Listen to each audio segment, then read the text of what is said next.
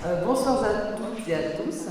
Alors, je voudrais, avant de commencer, remercier l'IFAO et l'IFE de m'inviter ce soir pour vous présenter une nouvelle mission archéologique, puisqu'effectivement, la mission COUS est toute nouvelle. Et c'est vraiment un plaisir pour moi de vous en parler, puisque effectivement, j'ai réalisé ce projet par intérêt vraiment très personnel, puisque j'ai travaillé dessus pendant ma thèse. Et donc c'est un vrai bonheur pour moi d'enfin de réaliser une mission de terrain sur ce site. Donc je vais vous présenter un petit peu le site, le patrimoine de Cousse, ce qu'on a fait là-bas, tout de suite. Donc comme Frédéric vous l'a dit, effectivement Cousse se trouve à environ 25 km au nord de Luxor, dans le sud de l'Égypte. Le Cousse était au XIe siècle considéré comme la capitale de la Haute-Égypte, donc à l'époque médiévale. Elle doit son développement exceptionnel à sa localisation avantageuse, qui se trouve donc au carrefour de la route des épices entre l'Inde et l'Europe, et aussi sur le chemin des pèlerins qui se rendaient à la Mecque.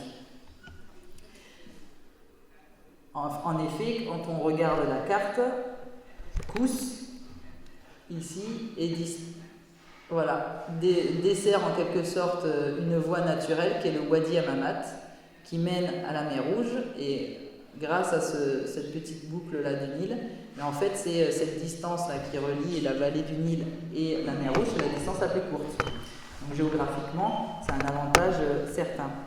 Et cet avantage d'ailleurs a été déjà exploité dès l'Antiquité, dès l'époque des pharaons, parce qu'ils empruntaient aussi ce Wadi Hammamat pour se rendre dans le pays de Punt, où on faisait des expéditions maritimes qui empruntaient la mer Rouge pour aller chercher des arbres à encens et des produits précieux dans ce fameux pays de Punt, donc dès l'époque des pharaons. Et le Wadi Hammamat était aussi un secteur aussi exploité pour des mines d'or, des mines de pierre, le quartz, le agro-wak par exemple.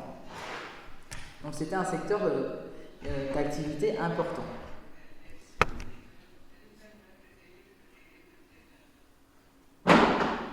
Alors à Cousse, on trouve un patrimoine culturel assez riche.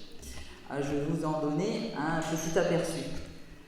On a un secteur qui comporte les vestiges d'un baptistère d'époque byzantine, comme vous le voyez sur cette photo aérienne, et avec une image justement du bassin ici du baptistère. Voilà. Donc c'est un témoignage de l'époque chrétienne de l'occupation de la ville de Cousse. On a également une mosquée qui est assez connue, la mosquée El Amri, fondée au Xe siècle. Donc elle est très ancienne. Et à l'intérieur, quand on la visite, on peut constater des éléments d'origine de la mosquée assez importants. Et également des remplois de colonnes romaines à l'intérieur.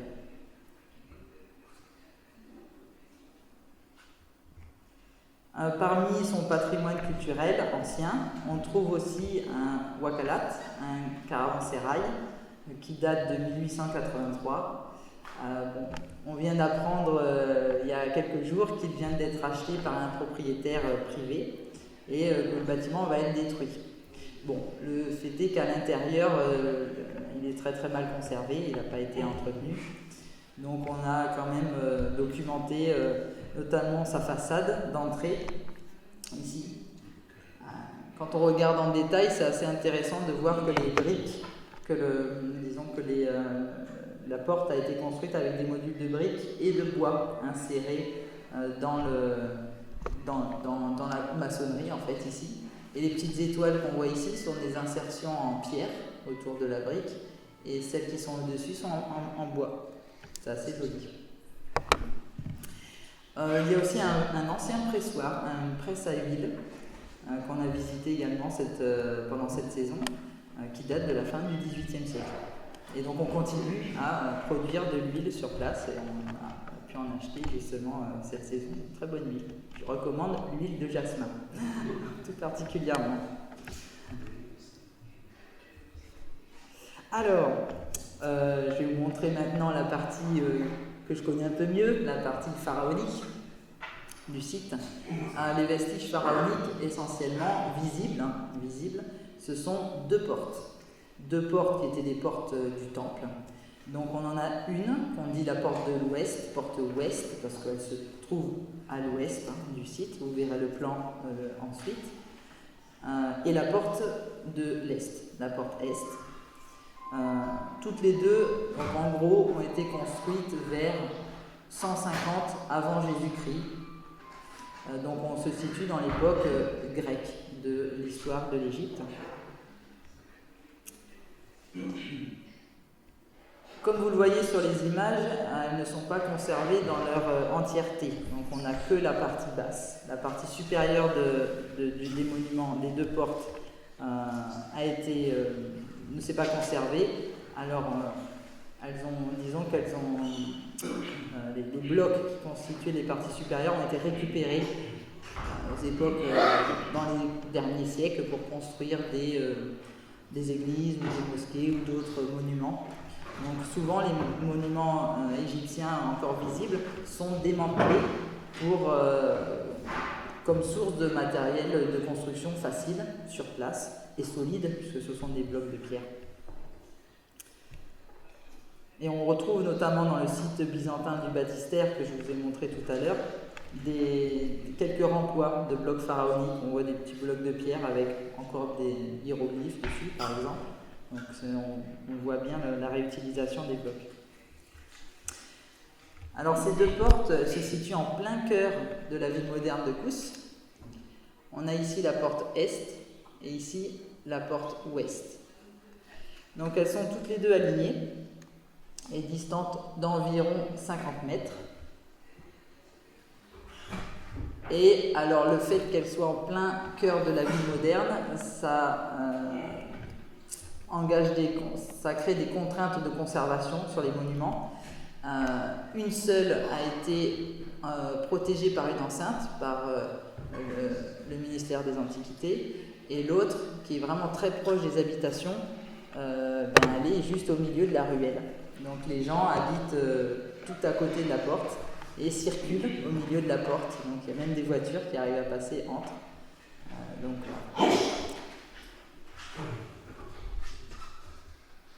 Voilà un petit plan de situation du site.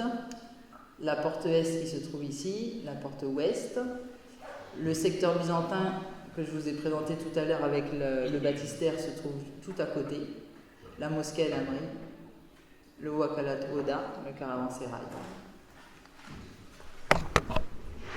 Donc on est vraiment au cœur historique en fait de la ville de Kous, et c'est ce qui arrive souvent dans les villes la ville moderne s'est développée sur la ville ancienne. Donc on a vraiment toutes les couches d'occupation depuis l'Antiquité. Et d'ailleurs la ville de Kous, aujourd'hui si on dit Kous ou Gous en saïdi, le terme égyptien ancien en hiéroglyphe c'est Gezi. Voilà, c'est exactement le même nom en fait. On l'a conservé. Alors une petite gravure ancienne qui date du début du 19e siècle pour vous montrer que les voyageurs comme Champollion par exemple qui s'est rendu en Égypte, eh bien ces voyageurs-là au début du 19e siècle ont vu la porte de Kous. Donc il parle de la porte de Kous, pas les deux portes. Ils n'ont vu qu'une seule porte et ils l'ont vue entière. Ça c'est la partie, le sommet d'une porte typique de temple avec ce qu'on appelle la corniche qui est décorée du disque solaire avec des ailes de chaque côté. C'est le décor habituel pour les portes pharaoniques.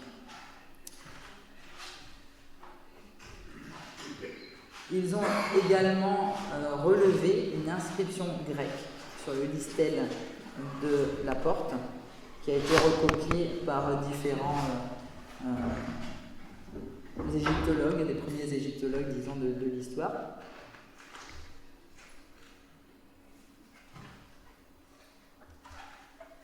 Alors je vous montre une photo de la porte, d'une des portes la mieux conservée du site de Dendera, parce que en considérant les dimensions en fait des portes de Kous conservées, eh bien je peux vous montrer que cette porte, en gros, la porte de Kous devait ressembler à celle-ci en termes de dimension, voilà, pour vous donner une idée du monument.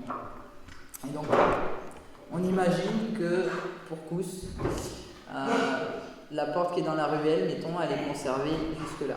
Et on a cette partie-là. Peut-être. Parce que, étant donné qu'on n'a pas fait de fouilles pour descendre jusqu'ici, peut-être qu'en fait, on a cette partie-là. Et qu'il y a tout ça qui est enterré. Et au minimum, on aura cette taille-là de profondeur.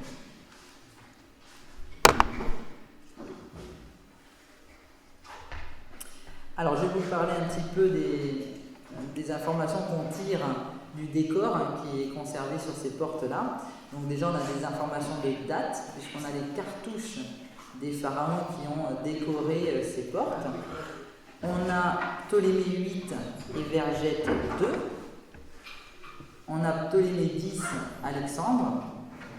Et une seule scène qui a été redécorée au nom de l'empereur Claude. Cette scène, elle est actuellement enterrée en fait. Ça, c'est une image de la porte ouest qui est dans la ruelle. Et en fait, on voit bien qu'elle est enterrée puisque ça, c'est le sommet de la scène d'offrande. On a le sommet des couronnes et une partie du texte. Ici, on voit le cartouche, donc on peut tirer des informations juste à partir de ça. Alors, on parle de temple depuis tout à l'heure, de temple égyptien, mais un temple, il est pour un dieu.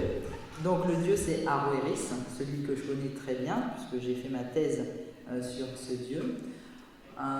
Donc Haroéris, en égyptien ancien, c'est Hor-Wer, qu'on va traduire par Horus le Grand. Pour le différencier en quelque sorte de Horus, le fils d'Isis, qui sera un Horus enfant plutôt. Donc Haroéris, c'est un dieu relativement important dans le panthéon égyptien. C'est aussi le dieu du temple de Komombo, qui est un peu plus connu. Il est le frère d'Osiris et d'Isis, et le fils de Geb et Nut. Voilà. Le dieu de la terre et la déesse du ciel. Donc sur cette image, ce ne sont pas des scènes qui proviennent de Kous, malheureusement. On n'a pas de scène aussi bien conservée. Ici, on a une scène qui vient d'une colonne du temple de Komombo, où on a représenté Haroéris de Kous, et derrière lui, Eket. Eket, la déesse Eket, qui est une déesse grenouille, qui est considérée comme sa mère à Kous. Parce qu'en fait, le temple d'Haroéris à Kous, c'est son temple de naissance. Voilà. La deuxième scène provient du temple de Dendera, et on voit très bien ici que la déesse, c'est peut-être pas très clair sur la diapo, la déesse a une tête de grenouille, là, représentée, c'est assez rare, donc c'est assez mignon.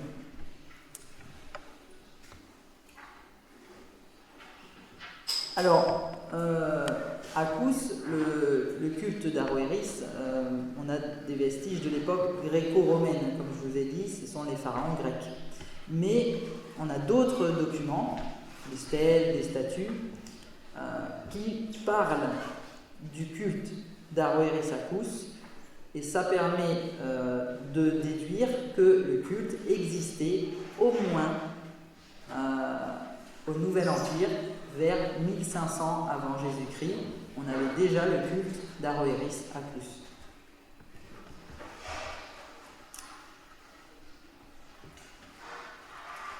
Alors, Haroéris n'est pas le seul dieu qu'on va trouver à Kous. En faisant mon travail de doctorat, j'ai réuni des documents qui montrent qu'on avait aussi d'autres dieux secondaires, Sobek, puisqu'on a un prêtre de Sobek de Kous. On a le dieu Khonsu, le dieu lune.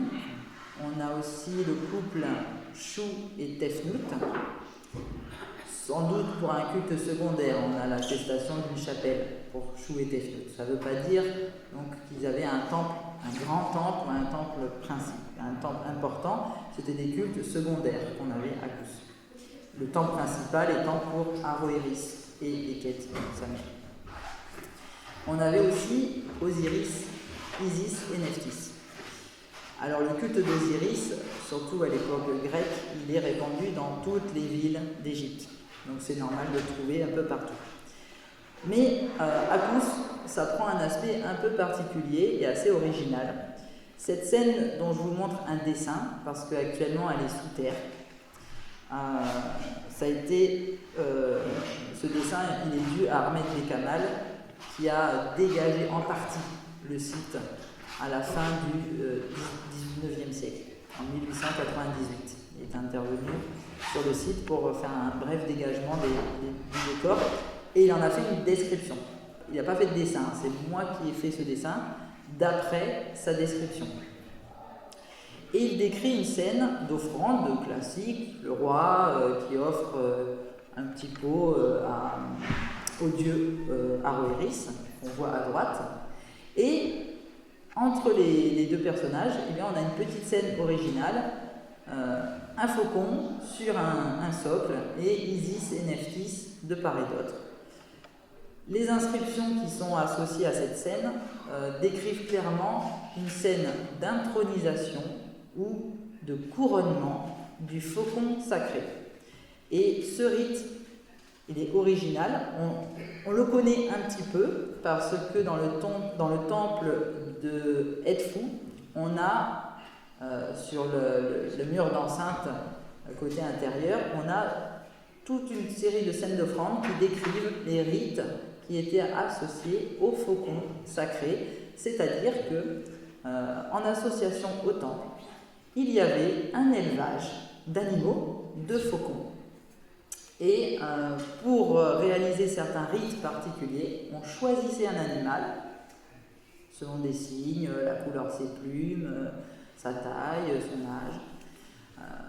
On le choisissait et c'était ce faucon qui serait utilisé pour réaliser des rites. Parce qu'on considérait que ce faucon était l'incarnation du Dieu sur terre. Une image du Dieu. Et alors, la présence de cette scène à Kous nous indique, d'après ce qu'on sait du temple d'Edfou, qu'il y avait à Kous un élevage de faucons et la réalisation de rites qui étaient réalisés autour de cet animal.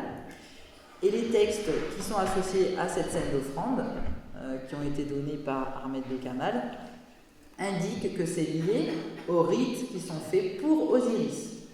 C'est là que ça devient un peu original. Alors, Osiris à Kous, il y a d'autres textes qui en parlent également, notamment avec des toponymes, où on évoque la butte de la sécheresse, par exemple, la maison du sarcophage. Et ça fait partie des perspectives de recherche qu'on a à Kous, de trouver cet endroit qui était le temple d'Osiris. Voilà.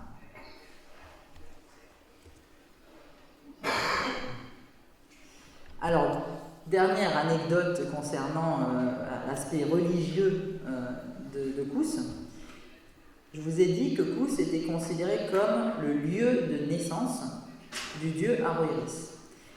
Mais en fait, on a d'autres villes qui sont aussi considérées comme le lieu de naissance d'autres dieux. Ça permet de comparer. Et Aroëris, il fait partie d'une petite famille, une famille de 5 enfants. 5 enfants qui sont les enfants du dieu Geb et de la déesse Nut dans la mythologie. Le dieu de la terre et la déesse du ciel. Donc ces enfants, ce sont Osiris, le premier-né. Le deuxième-né, c'est Aroëris. Ensuite, on a Seth, puis Isis, puis Nephthys. Et chacun de ces dieux a aussi son lieu de naissance, en fait. À Thèbes, pour ceux qui ont déjà visité le temple de Karnak, le petit temple qu'on appelle le temple d'Opet, à Karnak, c'est le lieu de naissance. C'est le temple de naissance d'Osiris. Opet, c'est la déesse hippopotame qui met au monde Osiris à Karnak. À Dendera, on a un petit temple consacré à Isis, à l'arrière du temple principal d'Hathor. Et dans ce temple, on célèbre la naissance d'Isis. On a une très belle scène qui montre Isis accroupie, accompagnée de 2 déesses qui l'assistent dans la naissance. Donc c'est vraiment très, très flagrant. Alors, ce sont les vestiges de temples qu'on a conservés, mais on a des textes qui nous parlent de ces lieux de naissance. Et ils viennent compléter les informations qu'on n'a pas conservées sur les sites. On sait par des textes qu'à Ombos, ou Nagada, la ville actuelle de Nagada, c'était le lieu de naissance du dieu Seth. Et également que la ville de Heu, un peu après Dendera, c'était le lieu de naissance de la déesse Nephthys. Et en fait, c'est très étrange d'avoir ces 5 lieux de naissance réunis dans cette portion du Nil qui forme une boucle. Voilà. Alors j'ai étudié un peu la question parce que j'ai trouvé ça surprenant. Parce que Isis, par exemple, a son temple principal dans le delta. Pourquoi la faire naître à Dendera? Osiris, sa ville principale, c'est Abydos. Et une autre ville dans le delta, Busiris. Pourquoi le faire naître à Thèbes, alors que c'est le domaine d'Amon? Faire un tout petit temple. Donc j'ai enquêté sur cette question. Alors, je n'aurai pas le temps de vous développer ça maintenant, peut-être lors des questions ensuite.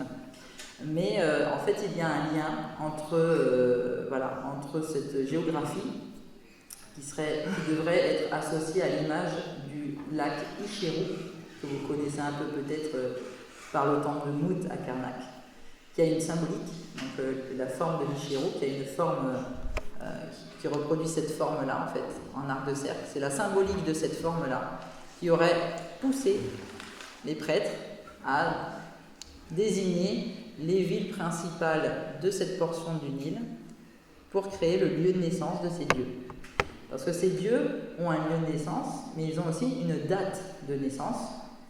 Et en fait, ils sont nés les 5, pendant les 5 jours épagomènes, c'est-à-dire les jours supplémentaires du calendrier égyptien ancien.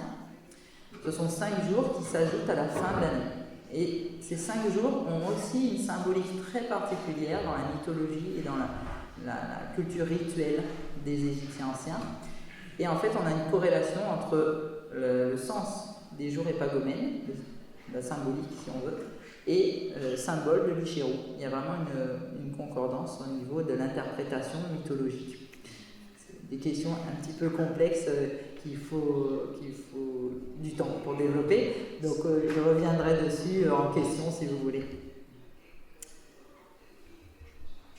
Alors, donc je vais vous présenter la mission COUS. Voilà. Donc j'ai beaucoup travaillé sur ce site pendant mes études en rencontrant le professeur Ali, Abdelali Ali, on a décidé de monter une équipe pour aller travailler sur ce site. Il n'a jamais été fouillé auparavant, mis à part par Ahmed Bekamal en 1898, donc autant dire qu'il n'y a rien n'a été fait sur ce site. Donc il faut chercher le temple. On a les portes et le temple est juste derrière en fait. Alors vous pouvez retrouver des informations sur des présentations et des informations sur les missions sur ce site internet qui est le site internet de la mission.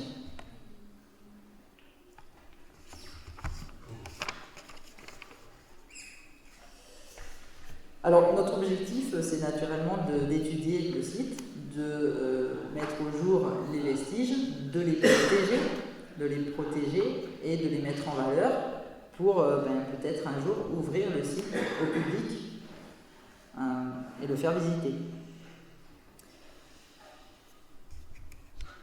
On a reçu pour cela, donc on a commencé, on a créé en 2016 la mission. En 2017, on a fait une toute petite mission préliminaire pour présenter le projet aux autorités locales. On a reçu le soutien de l'IFAO à ce moment-là pour justement mener ce petit travail préliminaire.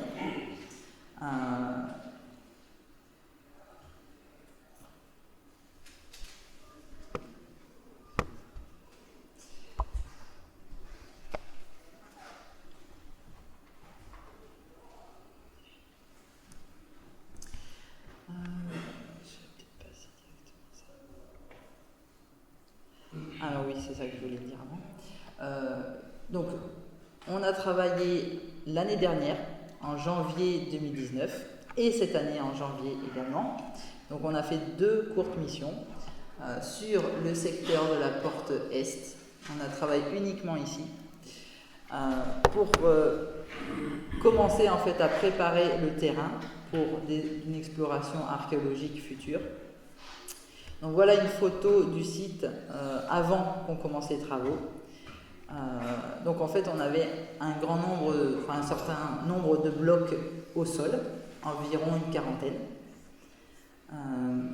qu'il fallait en fait mettre sur des banquettes. Vous voyez la banquette que vous voyez ici avait été déjà construite par le ministère des Antiquités, parce qu'un bloc qui se trouve au sol en fait est soumis aux remontées d'humidité et de sel, et la pierre qu'on trouve qui est utilisée pour construire les temples égyptiens, c'est du grès, et du grès en fait c'est du sable. Donc si la pierre qui est la pierre de grès, si on la soumet à des attaques d'eau et de sel, ça redevient du sable. Donc il est primordial de protéger ces blocs, de les déposer sur des banquettes en béton pour qu'ils soient isolés du sol. Vous allez voir après sur les photos, plusieurs blocs, on voit bien qu'ils ont été fortement dégradés. Donc c'est ce qu'on a fait. Une photo après la mission. Donc on a rempli toutes les banquettes, la banquette qu'on avait ici, et on en a fait construire 2 supplémentaires sur le côté. Bon, et comme on n'avait plus de place, celui-ci on l'a installé sur un petit lit de briques pour le protéger du sol. Et on a réussi aussi à replacer un bloc qui était à son emplacement d'origine sur le monument.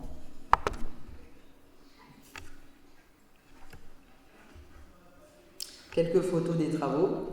On a eu des moments assez intenses cette année, puisque les blocs qu'on a déplacés, ce sont des blocs de corniche.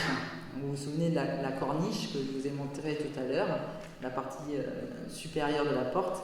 Les blocs sont vraiment énormes, c'est pour ça qu'ils sont restés sur place, parce que quand on a démonté la porte pour récupérer des blocs et les utiliser pour construire autre chose, les blocs de corniche sont trop gros pour être déplacés facilement et réutilisés. Alors on dégage les blocs de corniche et on prend ensuite les blocs en dessous. Donc nous on a conservé ces blocs et il a fallu les déplacer. Donc là notre équipe d'ouvriers était vraiment très efficace dans ce travail, puisqu'on évoluait dans un espace assez réduit. On ne pouvait pas utiliser de grue facilement, donc ça a été fait à bras d'homme. Et voilà, on leur tire notre chapeau, ça a été vraiment un gros travail. Donc une vue de nos 2 banquettes avec nos blocs. Alors on a une série de petits blocs, quelques-uns sont inscrits, et en dessous vous avez la banquette avec nos fameux blocs de corniche.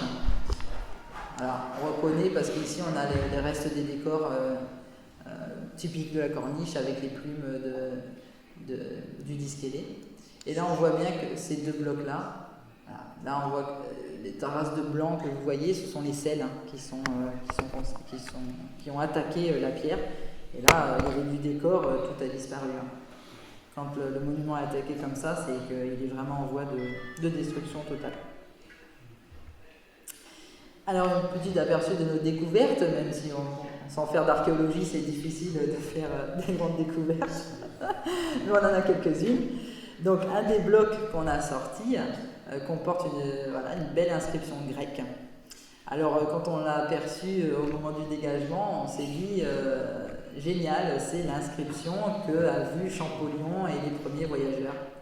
Sauf que, quand on a nettoyé et remis à l'endroit le texte, c'est pas le même texte. donc on a peut-être, bon, ça fait partie des choses qu'on doit étudier plus en détail, mais peut-être qu'en fait, là, on a découvert une inscription inédite qui n'a pas été vue par Champollion, et que Champollion a vu peut-être l'autre porte dans la ruelle avec son inscription grecque.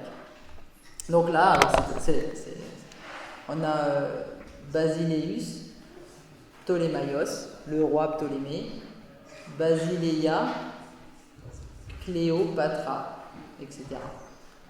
Donc le roi et la reine, Cléopâtre et Ptolémée. Voilà, c'est la partie historique. Et puis ici, on a des petites fioles assez jolies, donc qui ne sont pas du tout de la même époque, puisqu'elles sont islamiques, qu'on a découvert en dégageant les blocs, tout simplement, dans un secteur où il y avait un gros tas de blocs. Dans un vase en pierre, il y avait ces petites fioles en verre parfaitement conservées à l'intérieur, donc elles ont le design et des formes typiques des fioles fatimides, si je me souviens bien, d'environ du Xe siècle. Voilà. Nos petites découvertes. Alors, l'autre partie de notre travail sur le site, ça a été de faire de la documentation. Donc la documentation, ça recouvre en fait le fait de faire des couvertures photographiques, donc prendre des photos, mais surtout aussi de faire un relevé photo haute définition. C'est-à-dire que c'est un photographe qui intervient spécialement pour ça, et il va produire des photos qu'on appelle des orthophotos, c'est-à-dire que la qualité de la définition est tellement importante que juste sur l'ordinateur, on sera capable de faire les facsimilés directement à partir de la photo. Donc c'est pour ça qu'on fait venir un photographe pour réaliser ce type d'image. C'est la photographe du centre franco-égyptien de Karnak qui est intervenue. Le topographe du centre franco-égyptien de Karnak est intervenu également pour faire les premiers placements des points topographiques et relever leurs coordonnées, pour qu'on puisse ensuite produire le plan du site, parce que pour le moment on n'en a pas, et c'est un document qui est vraiment indispensable pour ensuite continuer de travailler naturellement. Donc là j'en profite vraiment pour remercier sincèrement le centre de Karnak, parce qu'il nous apporte une aide vraiment très précieuse sur la mission. Et donc en complément, pour réaliser le plan du site, on va utiliser une nouvelle technique. Ça s'appelle la photogrammétrie. Qu'est-ce que c'est? En fait, c'est tout simple. On prend des photos du site. Il faut prendre un grand nombre de photos et avec des angles très particuliers. Toutes ces photos, on les traite sur l'ordinateur avec un logiciel spécial. Et ce logiciel nous produit une vue 3D, en 3 dimensions. Alors pour prendre ces photos, on a utilisé une perche. Pour ça, je vous ai montré cette photo. Une perche de 5 mètres qui nous permet de prendre des photos du site en hauteur. Alors vous verrez plus tard le résultat de ce travail, parce que pour le moment je ne l'ai pas, mais j'ai un aperçu de ce qu'on peut faire avec cette technique. On a fait un premier test il y a 2 ans sur la porte, le secteur où on a travaillé, la porte Est. Donc voilà, on prend une série de photos et ça, c'est en fait une vue 3D. Là, comme c'est pas une animation, je ne peux pas vous faire bouger le document, mais on peut bouger et en fait on est sur le site. Voilà. Donc on avait fait un premier test comme ça, juste sur la porte. Là, l'idée, cette année, on a pris suffisamment de photos pour faire tout le site, c'est-à-dire toute la rue autour aussi. Et les deux portes ensemble et tout le secteur des 2 portes, pour pouvoir ensuite, à partir de ce modèle en 3D, c'est-à-dire que si on positionne vue de dessus, on n'a plus qu'à dessiner et tracer directement le plan très précis du site, du monument, avec les points topographiques qui ont été relevés avec l'appareil spécial pour ça. Voilà. Et on a du coup le plan topographique du site. Donc c'est ce qui se fait maintenant de plus en plus sur les chantiers archéologiques en Égypte, mais même ailleurs.